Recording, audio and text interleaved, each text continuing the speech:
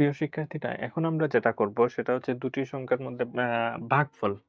ভাগফল দুটি সংখ্যার ভাগফল নির্ণয় করার সি প্রোগ্রাম করব, ঠিক আছে? আমরা যোগ করেছিলাম, গুণ করেছিলাম, এখন আমরা ভাগ করব। তো ভাগের জন্য ভাগকে আমরা কি বলি? ডিভিশন। DIVISION। তো ভাগ করার জন্য আমরা এই মাল্টিপ্লিকেশনের MUL কেটে এখানে কি দিব? ডিভ দিয়ে দিব, ঠিক আছে? ডিভ সমান 0। এখানে যা আছে ঠিক তাই, কোনো পরিবর্তন নাই। এখানেও হবে কি? এখানে ডিভ হলে এখানে হবে কি? ডিভ হবে, ঠিক আছে? এখানেও ডিভ হবে। আর ভাগ চিহ্নকে এইভাবে দিতে হয় কম্পিউটারে, ঠিক আছে? এইভাবে স্ল্যাশ চিহ্নের মতো দিতে হয়। সাধারণত আমরা ভাগ বলতে কি বুঝি?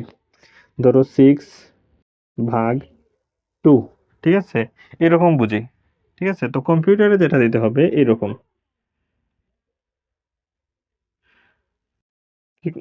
কম্পিউটারে বলতে কি দিতে হবে? এইভাবে অবলিক চিহ্নের মতো ভাগ দিতে হয়, ঠিক আছে? তাইলে ভাগ বের করতে চাইলে যা আছে তাই, শুধু A/B, ঠিক আছে? এটাই হচ্ছে ডিভিশন চিহ্ন। তারপরে এখানে সেমিকোলন দিবা, সেমিকোলন দিবা, তারপর এখানে ডিভ দিবা, আর এখানে কি দিবা? ডিভিশন ইজ হবে এখানে। Division is DIVISION।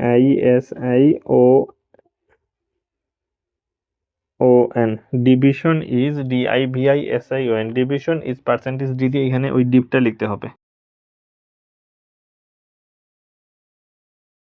ডিভ লিখতে হবে, ঠিক আছে? তাহলেই হয়ে গেল। তাইলে ধরো এটা একটা দিলাম 6 আর একটা দিলাম 2, তাইলে 2 দিয়ে যদি 6কে ভাগ করি তাইলে উত্তর কি আসবে? ডিভিশন ইজ 3 দুগুণে 6, 3, ঠিক আছে?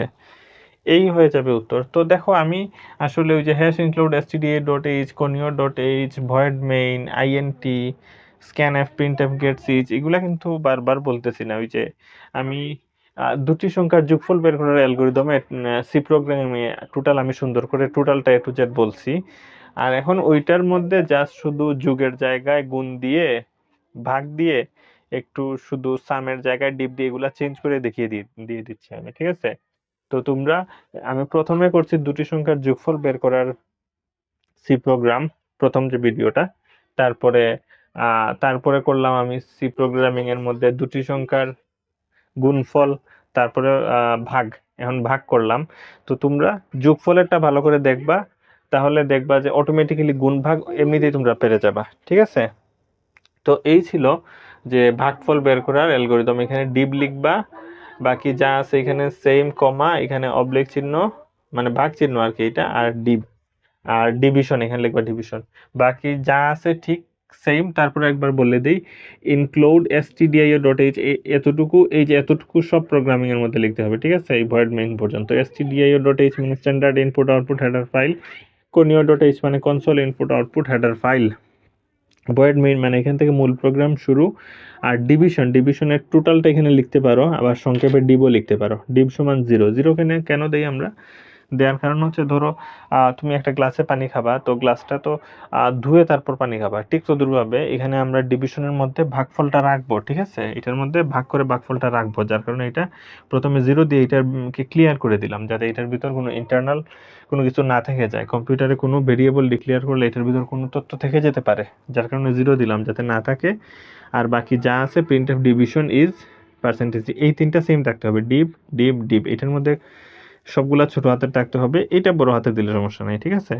বাকি যা আছে, আর পার্সেন্টেজ ডি, ইন্টিজার পূর্ণ সংখ্যার জন্য পার্সেন্টেজ ডি দিতে হয়, ঠিক আছে? পার্সেন্টেজ ডি মানে অ্যাড্রেস অপারেটর, যে কয়টা পার্সেন্টেজ ডি সেই কয়টা এর উপর অ্যাড্রেস অপারেটর দিতে হয়, ঠিক আছে? বুঝা গেছে? এই ছিল আমাদের ভাগফল নির্ণয় করার সি প্রোগ্রাম। তো আগামী ক্লাসে কিছু বিয়োগটা তোমরা নিজেরা করবা, বিয়োগফল বের করার যেগুলা। তো আগামী ক্লাসে আমরা ইউনিক কোনো সি প্রোগ্রাম নিয়ে হাজির হব।